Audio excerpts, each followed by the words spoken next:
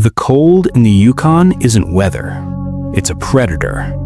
It doesn't just sit on your skin, it hunts for the heat inside you. It tests every rivet of your machine, every seam of your jacket, every weakness in your blood. It waits for you to make one mistake. Just one. And on January 26, 1950, 44 people are about to make a mistake. They're sitting inside a 40-ton aluminum tube strapped into canvas seats, waiting to die. They don't know it yet.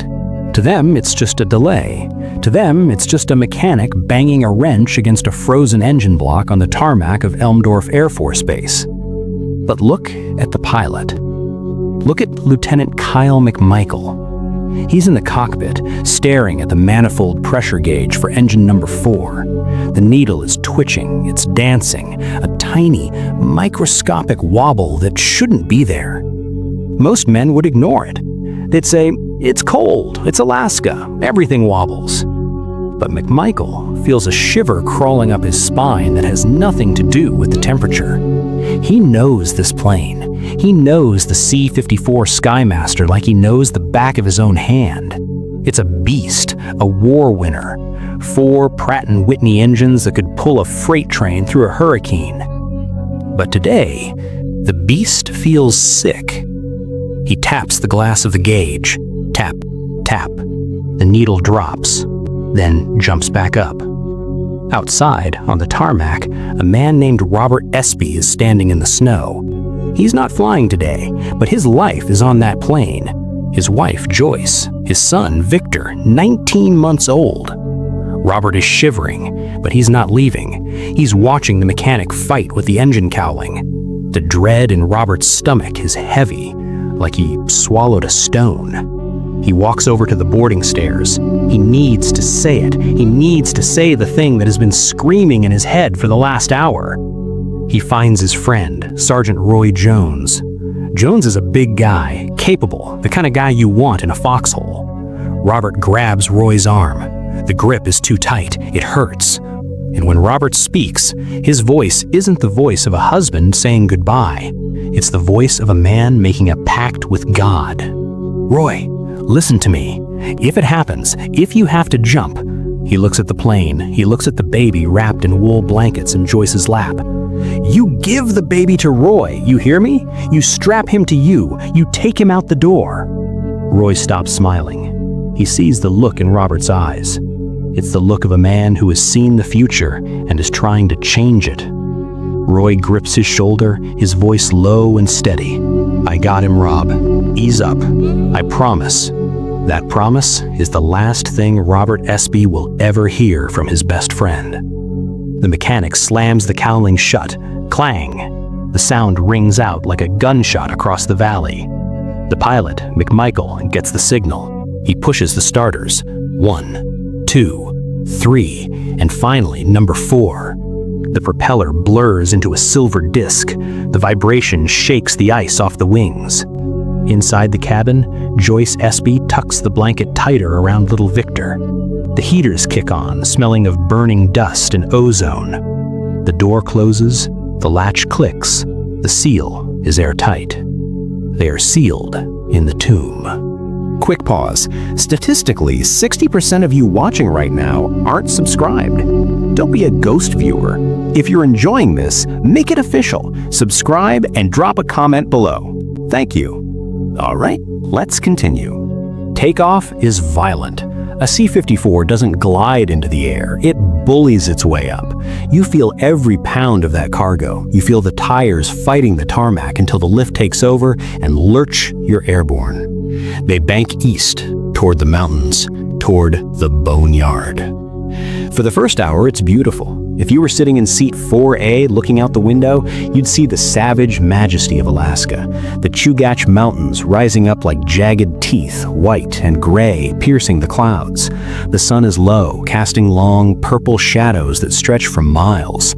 It looks peaceful, but inside the cockpit, McMichael isn't looking at the view. He's wrestling. The air up here isn't smooth, it's turbulent. The plane is bucking, dropping 50 feet, then slamming back up.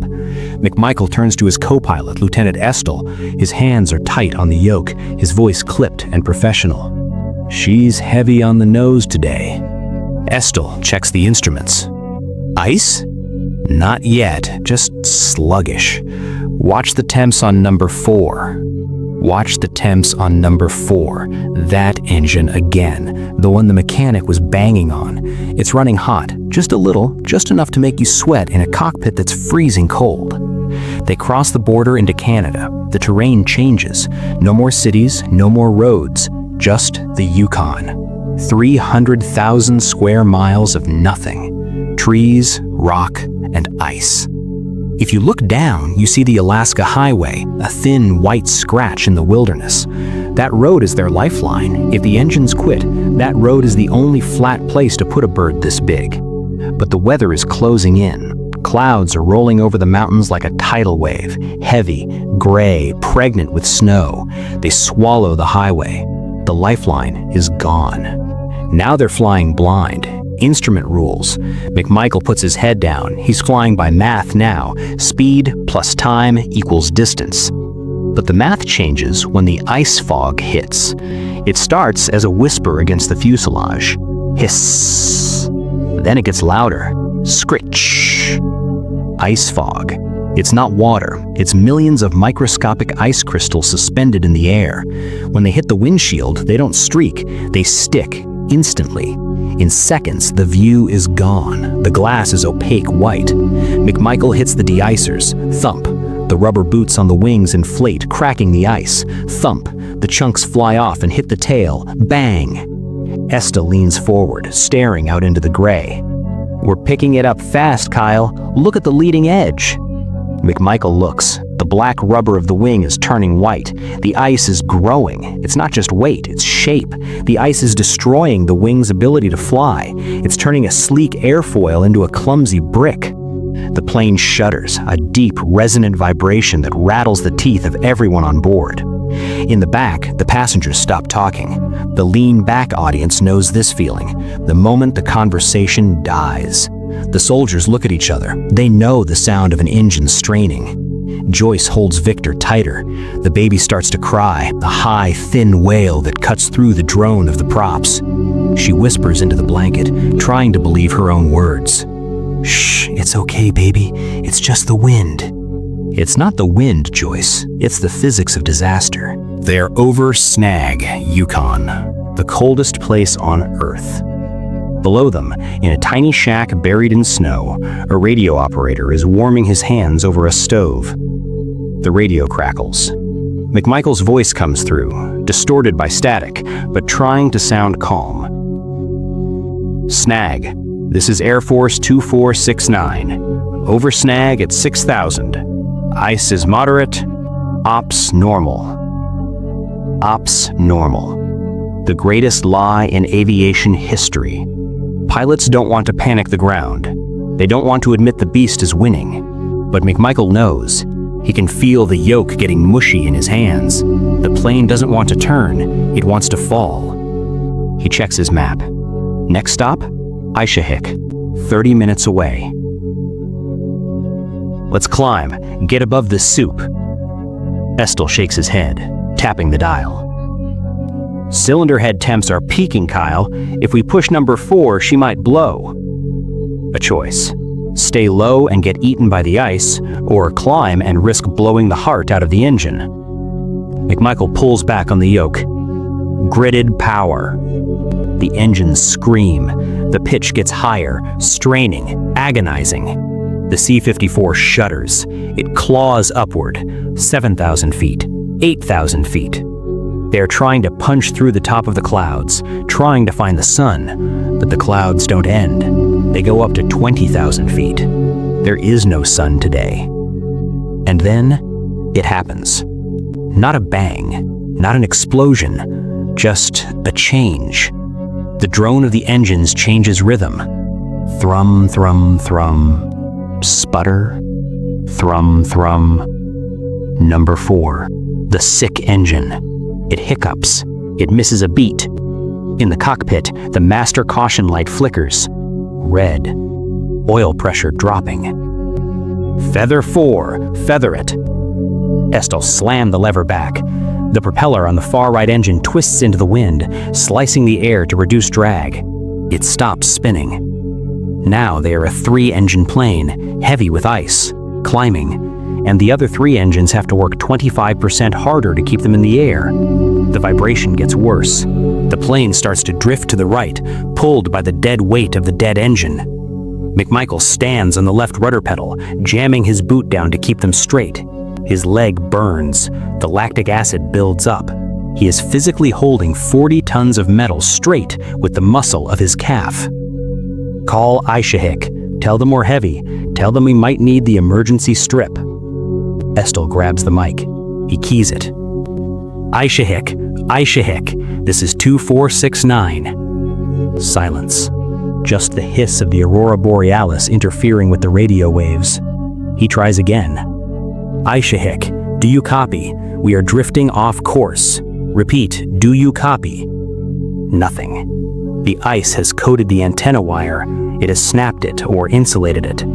They are deaf. They are mute. And they are falling. 3 p.m. The world outside is a swirling gray vortex. McMichael watches the altimeter. It's unwinding. 8,000, 7,500, 7,000. He pushes the throttles of the remaining 3 engines to the firewall. Come on, climb, you son of a bitch, climb. The engines roar. They scream in protest, but the ice is too heavy. The laws of aerodynamics are absolute. You cannot lift a brick with broken wings. In the back, the lights flicker and die. The cabin goes dark. The only light comes from the sparks flying off the exhaust stacks, illuminating the ice on the windows in terrifying flashes of blue and orange. Sergeant Roy Jones unbuckles his belt. He remembers the promise. He stands up in the swaying aisle. He moves toward Joyce. Give me the boy. Joyce looks at him. Her eyes are wide, reflecting the sparks outside. Roy? We're going down, Joyce. Give me the boy. The plane banks hard left. Gravity slams Roy into the bulkhead. The scream of the engines changes to a howl as the props overspeed. McMichael sees it through a hole in the clouds, just for a second. Not a runway. Trees, millions of them, spiked like spears, and behind them the granite face of a mountain. He pulls the yoke back into his stomach. He screams, "Brace! Brace! Brace!" There is no explosion on the tape. There is no final message. At 3:45 p.m., the radio operator at Ishahik pours himself a coffee. He looks at the clock. He mutters to himself, "They're late." He doesn't know. He doesn't know that 3 minutes ago, 44 hearts stopped beating. He doesn't know that the C-54 has just become part of the mountain. The teletype machine in the corner starts to click. Click, click, click, click, click. It's not a rescue order. It's a weather report. Blizzard warning. Visibility 0. Temperature dropping to -50. The snow begins to fall over the crash site. Soft, silent, relentless. Layer upon layer, burying the fuselage, burying the secret. By morning, the plane will be gone, and the ghost of Amber 2 will be born. Silence is heavy, but the sound of a mobilized army, that is heavier. At 4 a.m., the teletypes in Great Falls, Montana stop clicking weather reports and start screaming orders. Alert! Alert! Overdue aircraft, C-54, 44 souls, last contact, snag, mobilize all available assets. This isn't just a search party. This is an invasion. Within 6 hours, the United States Air Force and the Royal Canadian Air Force launched the largest search and rescue operation in the history of the continent. They call it Operation Mike. Imagine the scale. We aren't talking about a few guys with flashlights. We are talking about 7,000 men. We are talking about 85 aircraft, B-17 Flying Fortresses converted for rescue, C-47 Dakotas, gliders, helicopters. They descend on the Yukon like a swarm of angry hornets. At Whitehorse Air Base, the tarmac is a frenzy. Engines are turning over, spewing blue smoke into the freezing dawn. Men are running, not walking, running with maps, with flare guns, with sleeping bags. But there is a problem, a variable that no amount of horsepower can fix. The temperature has dropped to minus 55 degrees. Do you know what happens to a machine at minus 55? Oil turns into jelly, rubber tires shatter like glass, metal becomes so brittle that if you hit a bolt with a wrench, the bolt doesn't turn, it shears off. In the briefing room, Colonel Jackson stands before a room full of pilots. These are young men, 22, 23 years old. They are immortal. They think they are going to find the plane, save the girl, and be heroes by dinner time. Jackson looks at them. He lights a cigarette. The smoke hangs in the cold air of the room. Listen up. You boys think you're looking for a plane. You're not. You're looking for a shadow on a white sheet. He points to the map behind him. It's a vast, empty grid. The terrain out there is deceptive. It looks flat. It isn't. It's a kaleidoscope. And the cold? If you go down, you have 3 minutes to get a fire started. If you don't, you're not a pilot anymore. You're a statue. He pauses. He looks at a young lieutenant in the front row. Don't be a hero, son. Just be eyes. If you see smoke, you mark it. You do not go down to look. You understand? The Yukon wants you to get low. It wants to grab you. Don't let it. The pilots nod. They zip up their parkas. They walk out to their planes. They don't know that before this week is over, 3 of them will never fly again. Day 1 of the search. The sky is clear. The sun is blinding. Light reflects off the snow with such intensity that it burns the retinas. This is snow blindness. You are flying a C-47 at 1,000 feet. Below you is white. Above you is blue. There is no horizon. The world has no definition. It's like flying inside a ping pong ball. And then, the hallucinations start. It's a psychological phenomenon called pareidolia. The brain hates emptiness. It craves patterns. So when it sees miles of nothing, it invents something. A pilot named Captain Miller is 3 hours into his grid search. His eyes are stinging. He's been staring at white nothingness for 180 minutes. Suddenly, he keys his mic. Control, this is Search 41. I have smoke. Repeat, I have smoke at 2 o'clock. The radio erupts. Search 41, verify. Is it black smoke? Affirmative, thick black column. It's a signal fire. They're alive. 3 other planes bank hard. They converge on the coordinates. They drop low, engines roaring, ready to drop supplies. They get there, and what do they see? Nothing. No plane, no fire, no people. Just a herd of caribou running through the deep snow.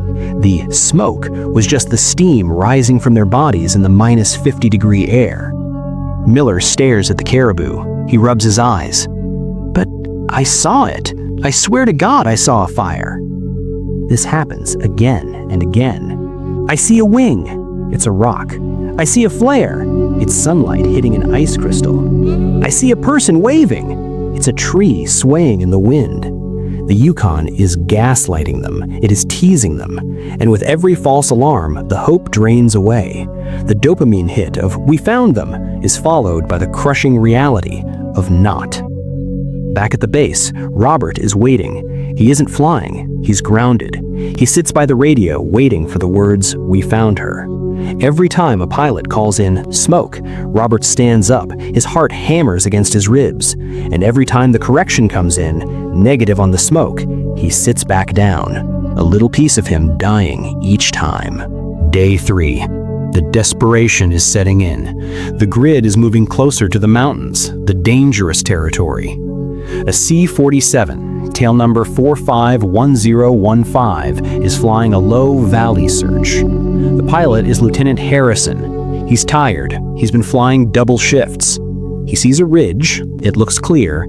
He thinks he can pop over it and check the next valley. He pulls back on the yoke. The plane climbs. But the air on the leeward side of the mountain is sinking. A downdraft, a giant invisible hand pressing down on the aircraft. Harrison feels the bottom drop out. Up! Get up! The engines roar, but the mountain is rising faster than the plane. The stall warning horn begins to blare. Beep! It's the sound of a machine admitting defeat. Harrison realizes the truth in a split second. He isn't going to make it. He grabs the intercom. Trees! We're going into the trees! The impact is sickening. Crack, crunch. The wings shear off against the spruce trees. The fuselage spins, turning into a missile of aluminum and glass. It slams into the deep snow, carving a trench for 200 yards before coming to a stop. Silence. Then, the smell of fuel. Harrison kicks open the emergency hatch. He falls out into the snow. It's waist deep. He looks back. His crew is stumbling out, bloody, dazed, but alive. They are alive. But now, the rescuers need rescuing. Now, instead of 44 ghosts, there are 44 ghosts plus 5 survivors stranded in the killing zone. Harrison looks at his radio. Smashed. He looks at the sky. It's turning gray. A storm is coming. He checks his compass. He knows where the Alaska Highway is. It's 8 miles south. 8 miles. In a city, 8 miles is a 20-minute drive. In the Yukon, in waist-deep snow at minus 50 degrees, 8 miles is an eternity. Harrison looks at his men. One has a broken arm. Another is bleeding from the head. Wrap it up. Use the parachute silk. We are walking. They start to walk. Step, sink, drag. Step, sink, drag. Every step is a battle. The sweat freezes inside their clothes. If they stop, they freeze. If they move too fast, they sweat and freeze. Harrison is hallucinating now. He sees a cabin. He smells coffee. He shakes his head. Not real. Keep moving. Left foot, right foot. For 12 hours they march. And then, in the distance, a sound. Not the wind. A hum. A truck engine. They stumble onto the highway. They look like snowmen. They look like monsters. A truck driver slams on his brakes. He stares at these apparitions emerging from the woods. Harrison falls to his knees on the asphalt. He doesn't feel the cold anymore. He just feels the vibration of the road. He looks up at the driver. Did you find them? The driver is confused. Find who, buddy? The 44. The baby. Did you find them? The driver shakes his head. Nobody's found nothing, pal. Just more snow. Harrison closes his eyes. He survived. He beat the mountain. But the mountain still has the prize. The mountain still has Joyce Espe.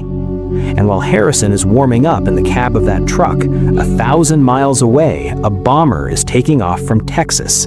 A B-36 Peacemaker. It is carrying a Mark IV nuclear bomb. It is heading for the same airspace, and it is about to turn this tragedy into a cover-up. While the pilots were fighting the hallucinations in the sky, a war was being fought on the ground. A war of one man. Robert Espie cannot stay at the base anymore. He cannot look at the empty bed where Joyce used to sleep. He cannot look at the rattle toy left on the nightstand. The silence in that room is louder than the aircraft engines. He goes to his commander. He asks for a plane. He asks for a truck. He asks for anything to get him to the search zone. The commander looks at him with pity. Pity is the worst look a man can receive. Son, you're a civilian dependent right now. I can't put you on a military transport. It's a combat zone out there. Robert doesn't argue. He doesn't scream. He just nods. He walks out of the office. He packs a bag, a few cans of Spam, a flashlight, a picture of Victor. He walks out the front gate of Elmendorf Air Force Base. He stands on the side of the icy road, thumb out. He is hitchhiking to the Yukon. It is 1,400 miles to Whitehorse.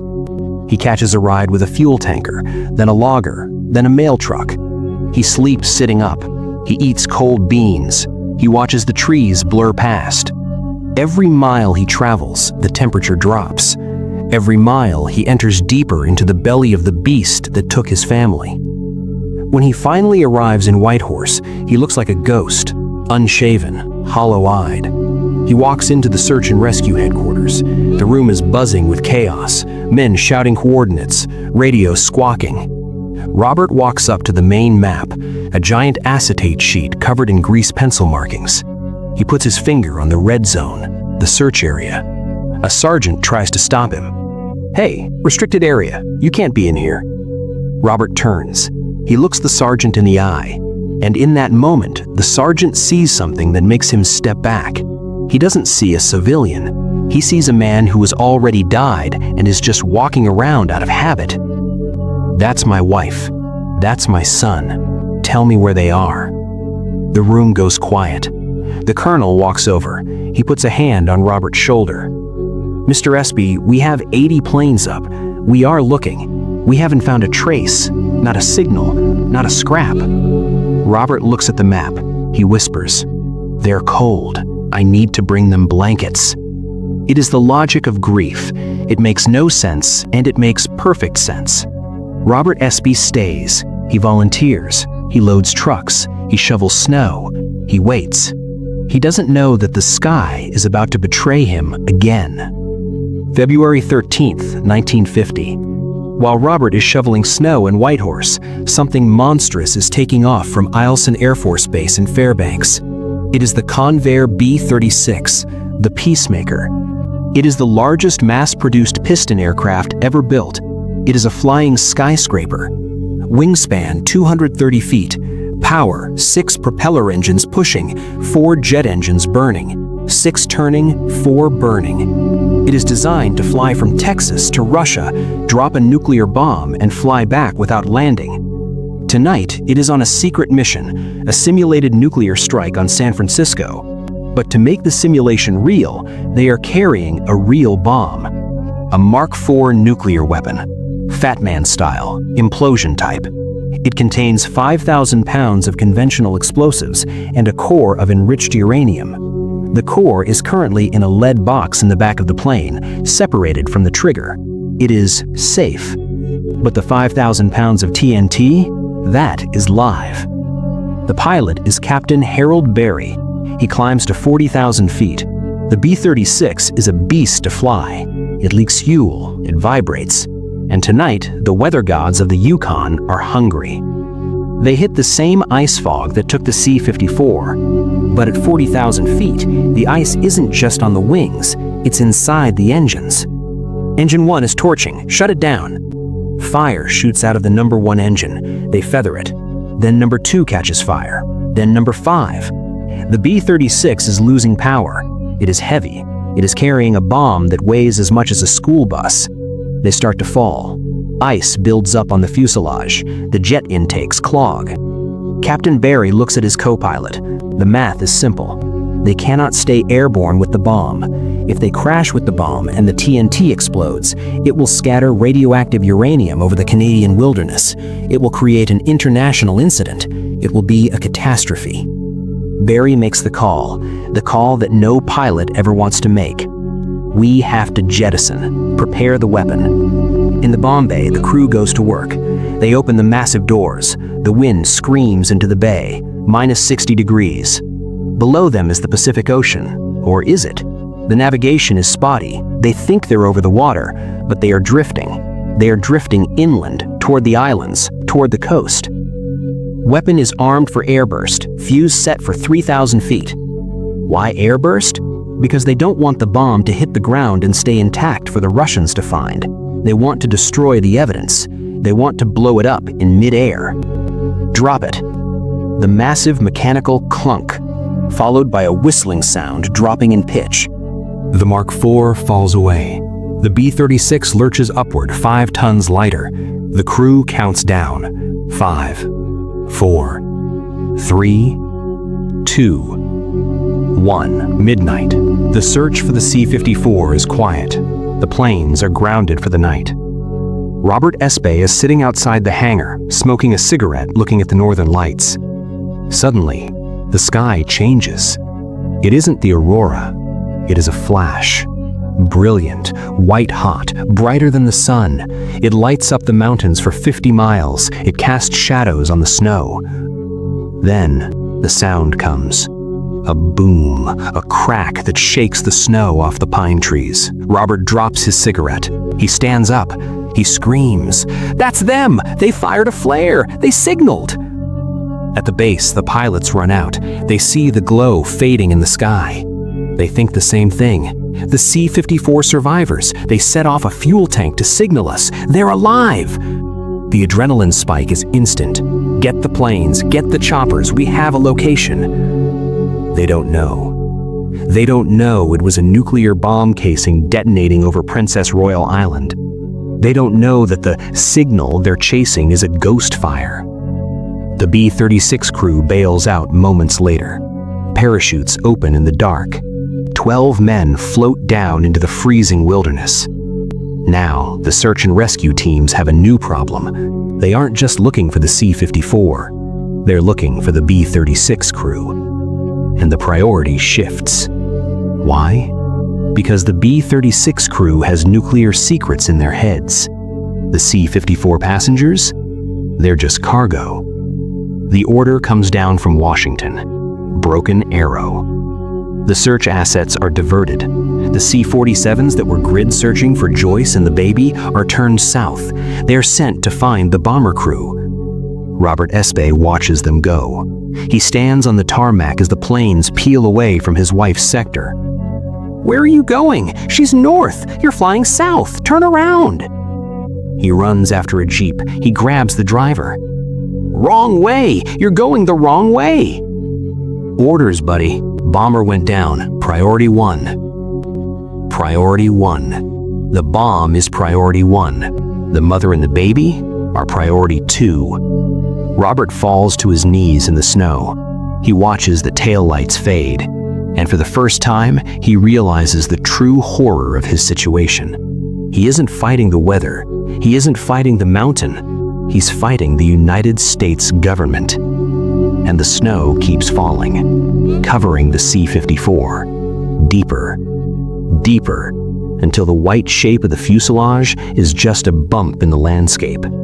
Invisible. The hit of the explosion has turned into the poison of betrayal.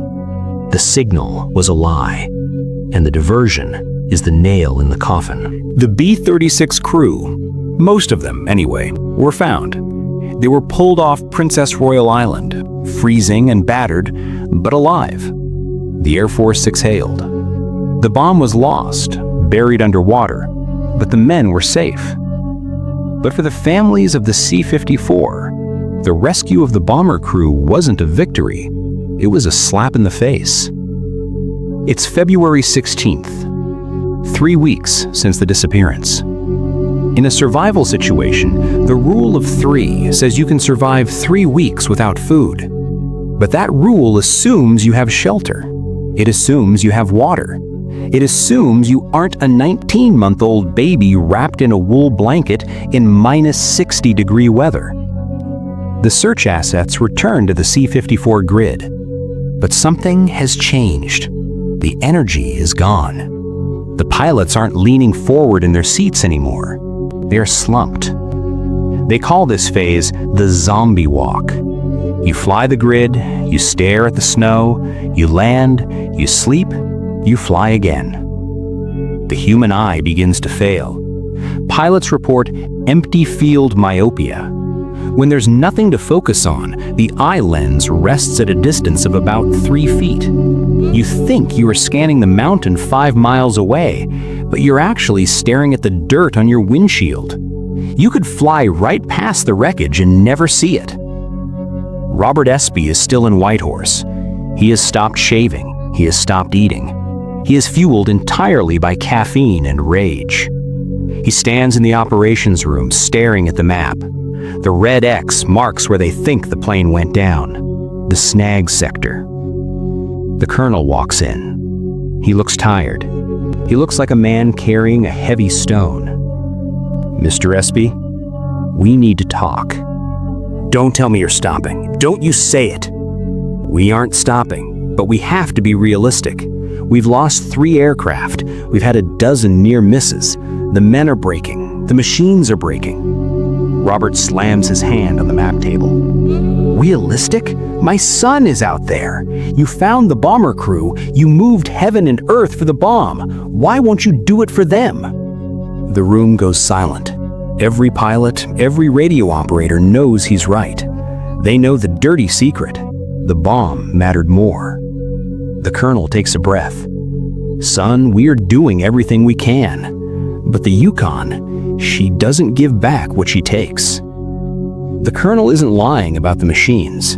The cold is waging a war of attrition on the Air Force. Let's talk about the specific violence of minus 50 degrees on an airplane engine. Oil doesn't flow at that temperature. It turns into a substance like tar. When you try to start an engine, the oil pump can't push the tar. The metal gears grind against each other dry. Screech, snap. The mechanics are the unsung martyrs of Operation Mike. They're working outside on open tarmacs in the dark. You can't wear thick mittens when you're threading a nut onto a bolt. You have to use your bare fingers. You have about 45 seconds before frost nip sets in, 2 minutes before frostbite. A mechanic named Corporal Miller is working on a C-47 hydraulic line. He slips. His bare hand slaps against the aluminum fuselage. It sticks, instantly. The moisture in his skin freezes to the metal. He pulls his hand back in a reflex. It tears the skin off his palm. A layer of flesh remains on the plane. He doesn't scream. It's too cold to scream. He just stares at the blood freezing before it can drip. Sarge, I think I'm done. This is the cost. Every hour of flight time costs a pound of flesh. And for what? To find a white plane on a white mountain? The pilots are starting to talk in the mess hall. Dark talk. They went into a lake. That's why we can't find them. Punched through the ice. It froze over. We're looking for a hole that isn't there. Nah, it was the Russians. They snatched him. Snag is right on the border flight path. Maybe they saw something they shouldn't have. Conspiracy theories are the weeds that grow in the garden of despair. But the truth is much simpler and much scarier. The C-54 didn't land in a lake. It didn't get abducted. It smashed into a rock face at 200 miles per hour, and the mountain simply closed its fist around it. Robert Espie hears the rumors. He sees the sorties being cut back. He realizes the Air Force is giving up. So he makes a decision. If the Army won't fly him, he'll find someone who will. He goes to the local airfield, the civilian side. The bush pilots hang out there. These are a different breed. They fly beavers and otters on skis. They fly when the birds are walking. He finds a guy. Let's call him Jack. Jack has a scarred face and a de Havilland beaver that looks like it's held together with duct tape and prayer. Robert pulls a roll of cash out of his pocket, every dollar he has. I need to go to the snag sector, low level, valley floor. Jack looks at the money. He looks at the sky. You got a death wish, kid? It's blowing 40 knots up there. I'm not asking for a tour. I'm asking for a search. Jack takes the money. They go up. The de Havilland Beaver is a single-engine plane. It's tiny compared to the C-54. It gets tossed around like a leaf in a gale. Roberts is in the co-pilot's seat. He is pressing his face against the cold glass. They drop into the valley. The trees are rushing past, 50 feet below the skis. Too low. If we hit a downdraft, we're toast. Lower. I need to see under the trees. Robert is hallucinating now. Every rock looks like a wing. Every shadow looks like a fuselage. He screams. There, to the right. Turn. Jack banks hard. The stall warning buzzes. The plane shudders. They swoop down over a patch of dark snow. Robert stares. He wills it to be metal. He prays for it to be metal. It's a rock. Just a granite boulder black against the white. Robert slumps back in his seat. The tears finally come. Not sobbing, just hot, angry tears that freeze on his cheeks. They're here. I can feel them. Why can't I see them? Jack pulls up. He's had enough. We're burning daylight, kid. We're heading back before we join them. As they turn back toward Whitehorse, Robert looks out the back window. He sees the vast, endless mountains of mountains. And for the first time, he understands the scale of his enemy. He isn't looking for a needle in a haystack. He is looking for a grain of salt in a snowstorm. February 20th, 1950. The official order comes down. Suspend active search operations. 4 words. 4 words that end hope. The teletype chatters in the command center. Subject, Operation Mike. Status, closed. Disposition, missing, presumed dead. The colonel calls the families. He calls the mother of the flight nurse. He calls the wife of the co-pilot. And he sits down with Robert Espie. There is no speech this time. No "we'll keep trying." The colonel just hands him a box. It contains the personal effects Robert had left at the base. "We're sorry, Mr. Espie. We flew 800 sorties. We covered 300,000 square miles. There's nothing there." Robert takes the box. He stands up. He walks out of the office. He walks out of the hangar. He walks to the edge of the runway. The sun is setting. The sky is blood red. The wind is kicking up snow devils that dance across the tarmac. He looks north. He knows they're there. Maybe they are frozen in their seats. Maybe Joyce is still holding Victor.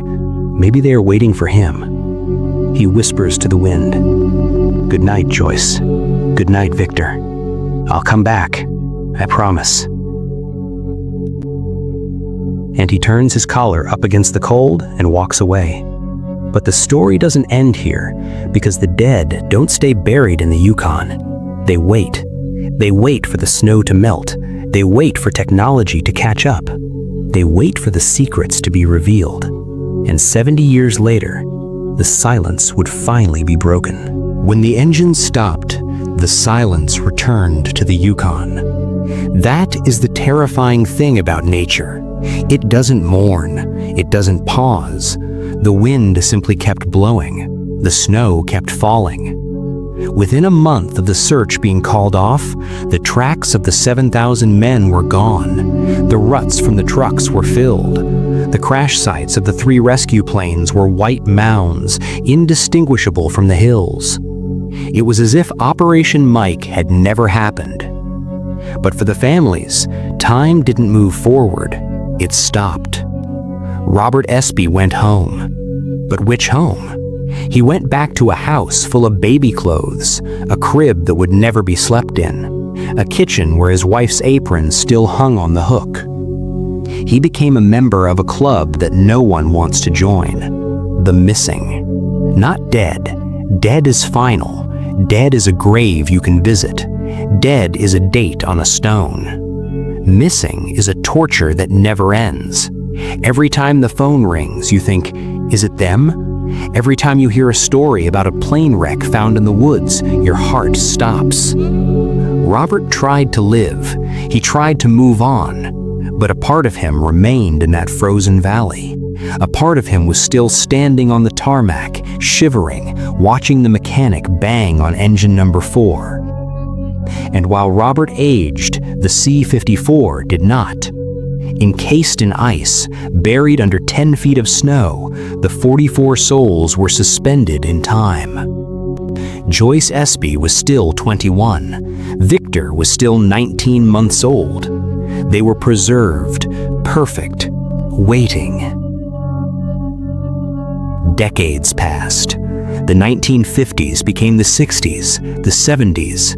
The story of the C-54 began to fade from the newspapers, but in the Yukon, it became something else. It became folklore. Bush pilots would talk about it in bars in Whitehorse. They called it the Ghost of Amber 2. They told stories, wild stories. I'm telling you, I saw it. Flew over the Wrangell Range back in '64. Sun hit the glacier just right. I saw a tail fin, silver, big, stuck right out of the ice like a shark fin. Did you mark it? Someone would ask. Tried to. Came back the next day with a camera. Gone. I swallowed it up again. The glacier moves, see? It eats things. Then it spits them out 50 years later. Other stories were darker. The gold ship theory. Rumors started spreading that the soldiers on board were carrying a payroll shipment. Gold bullion, cash. Treasure hunters started showing up, men with metal detectors and greed in their eyes. They didn't care about the bodies, they cared about the loot. They hiked into the backcountry. They got lost. They got frostbite. Some of them died. The mountain was still claiming victims years after the crash. And then there was the broken arrow theory. Because the government had been so secretive about the B-36 bomb loss, people started connecting dots that weren't there. The C-54 didn't crash, they whispered. It was shot down. It saw the bomber drop the nuke. The Airforce silenced them. It wasn't true, but in the absence of a wreck, the truth has no defense against the lie. 2012, 62 years later. Technology has changed. We don't use binoculars and grid paper anymore. We use satellites. We use LiDAR. We use drones that can see through the trees. A group of descendants, children and grandchildren of the 44, decide that missing is no longer an acceptable answer. They form a group. Operation Mike. The search continues. They aren't the military. They are accountants, teachers, engineers. But they have something the military didn't have in 1950. They have Google Earth. Thousands of eyes scanning satellite imagery inch by inch, looking for a glimmer, a straight line in a world of curves, an anomaly. And then, a breakthrough. Not from space, but from a dusty box in an attic. A woman named Judy, the niece of one of the lost soldiers, finds a letter. It was written by a park ranger in 1951, a year after the crash.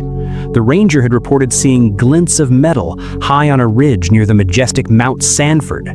He had reported it, but in the chaos of the Korean War, the report was filed, stamped, and forgotten. Judy reads the coordinates. Mount Sanford, 16,000 feet. It's miles away from the original search grid. They had been looking in the wrong place. Why? Because of the wind. The upper-level winds on that day in 1950 were blowing from the south at 100 miles per hour. If McMichael had been flying blind, fighting the ice, he wouldn't have known how fast he was being pushed. He thought he was over snag, but he was actually 50 miles north. He was being pushed directly into the highest wall of rock in the Yukon. Armed with this new theory, a new expedition is launched. This time, no army, just a small team of mountaineers and glaciologists. They fly to the base of Mount Sanford. It is a fortress of ice. The face is sheer, unstable, and prone to avalanches that can bury a city block. They start to climb. It is slow, dangerous. They're using ground-penetrating radar. They're dragging sleds of equipment up a 40-degree slope. Day 3 of the climb. The lead climber, a man named Andrew, stops. He is looking at the edge of the glacier, where the ice melts and recedes in the summer sun. The glacier is a slow-moving river. It grinds rocks into powder. It crushes everything in its path. But sometimes it pushes things to the surface. Ablation, that's the scientific term. The ice melts and the secrets emerge. Andrew sees something. It isn't a rock. It is small, round, yellow. He picks it up. It is heavy. He wipes the dirt off. It is a radial engine cylinder, and stamped on the metal, preserved by the oil in the cold, is a serial number. Andrew, breathlessly, the radio crackling. "Base, I think you better look at this." They dig. A few feet away, they find a piece of aluminum, twisted, torn, but the green paint is still visible, olive drab, the color of the Army Air Force.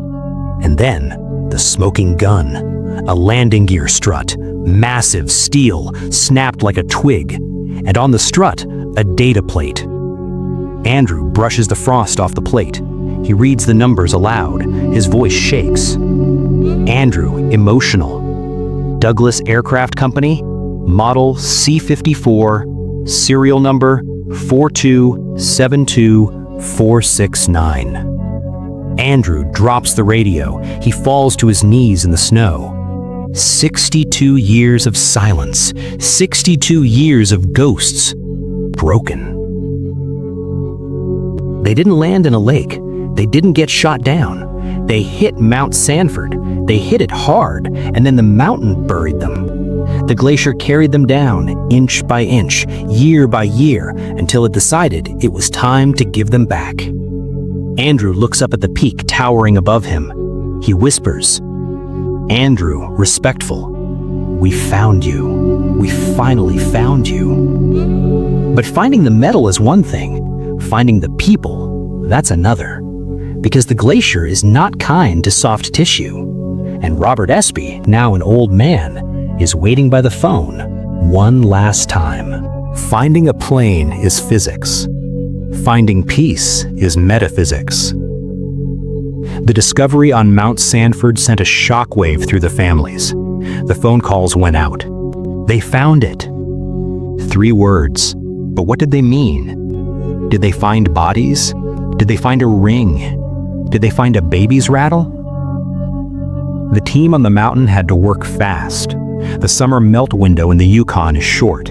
In 2 weeks, the snow would return, and the glacier would close its fist again for another year. They set up a grid. They sifted the ice like archaeologists in Egypt. They found a boot, a flight jacket with a name tag faded but legible, a wallet, the leather preserved by the cold, containing a picture of a girl in a 1940s swimsuit. But they didn't find the fuselage. The mountain had pulverized it. The impact at 200 miles per hour had disintegrated the C-54, and what was left had been ground down by 60 years of glacial movement. The plane had become part of the mountain's geology. Andrew, the lead climber, found a piece of debris that stopped him cold. It wasn't metal. It was a piece of wool blanket, tattered, gray, but unmistakable. He held it in his gloved hand. He thought about the manifest. He thought about Joyce Espe. He thought about Victor. He didn't put it in an evidence bag. He held it for a moment, letting the wind whip around him. You were warm.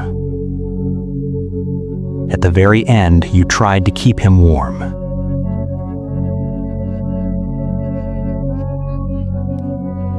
There would be no bodies to bring home, no caskets. The glacier claimed them. But the families didn't need bones. They needed the truth. They needed to know that their loved ones hadn't suffered. The crash analysis confirmed it. The impact was instantaneous. They never felt the cold. They never knew fear. One moment they were flying. The next, they were stardust. Robert Espie is 90 years old now. His hands shake. His memory is like a patchy fog. Some days clear, some days gray. But he remembers 1950. That memory is etched in granite. The phone rings. It is the team leader. He tells Robert about the landing gear. He tells him about the serial number. Robert listens. He doesn't cry. He ran out of tears in 1952. Sanford? All this time? They were on Sanford? Yes, sir. High up. They are part of the mountain now. Robert closes his eyes. For 60 years, he had imagined them in a dark forest or under a black lake, cold, alone. But a mountain? A mountain is noble. A mountain is closer to God. Mount Sanford catches the first light of the morning sun. It glows pink and gold while the valleys are still in shadow. That's good. That's a good place to rest. It has a view. He hangs up the phone. He looks at the photo on his mantelpiece, the black and white photo of Joyce holding Victor. He picks it up. He touches the glass. I kept my promise, Joy. I didn't stop looking. It took a while, but I found you. Summer 2013. A C-130 Hercules transport plane takes off from Elmendorf Air Force Base. It is filled with people. Old men in wheelchairs, middle-aged women clutching tissues, grandchildren who never knew the faces they are mourning. They fly east, following the path of Amber 2. They fly over the snag station, now just a rotting cabin in the woods. They fly over the endless green carpet of the Yukon. And then the pilot banks the huge plane. Ladies and gentlemen, look to your left. There it is, Mount Sanford, rising 16,000 feet into the blue sky. White, massive, silent. The sun hits the glacier and it sparkles like a field of diamonds. The back ramp of the C-130 opens. The wind roars in. A chaplain stands at the edge of the ramp. He doesn't shout. He speaks into his headset, his voice carried to everyone on the plane. We commit their bodies to the elements and their souls to the Almighty. They are not lost. They are here.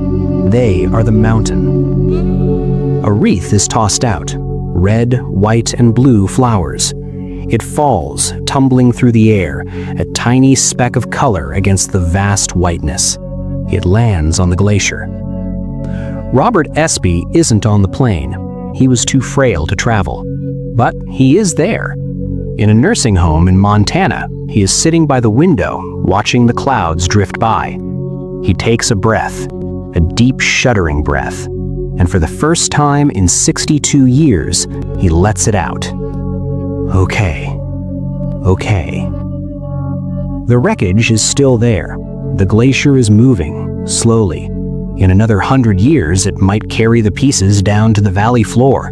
It might reveal a ring, a shoe, but it doesn't matter anymore. The mystery of the 1950 Douglas C-54 Skymaster is solved. It wasn't aliens, it wasn't gold, it wasn't a cover-up. It was a tragedy of wind and ice, a collision of fragile human hope against the indifference of the wild. But listen closely.